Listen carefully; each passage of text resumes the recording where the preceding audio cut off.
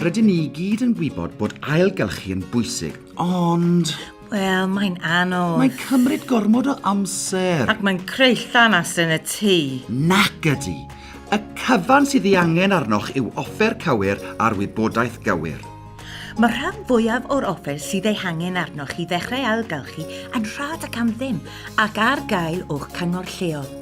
Efallai y bydd taliad bach ar gyfer bagiau bwyd, ond gall y rhan fwyaf ohono gael ei glido i garreg eich drws, neu gallwch ymweld eich llyfrgell, neu'ch adeilad cyngor agosaf arall i gasglu unrhyw finiau, blychiau neu fagiau a gall fod ei hangen arnoch. Felly, beth allech chi ei ailgylchu? Mae gan Ailgylchu dros Gymru rhestr ailgylchu A i Y sy'n rhoi llwyth o wybodaeth ar beth i'w wneud a'ch gwastraff. Nid yw pob cyngor yn ailgylchu'r un pethau, felly cysylltwch â nhw a gallwch rhoi rhestr lawn i chi o'r hyn y gallwch ei ailgylchu yn eich ardal chi.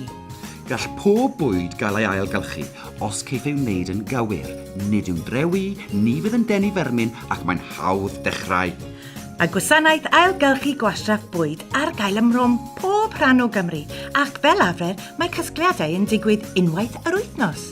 Mae gan Ailgylchu dros Gymru lwyth o adnoddau i'ch helpu i ddod o hyd i'ch dyddiad casglu deunyddiau ailgylchu a pha fath o ddeunydd sy'n cael ei gasglu yn eich ardal.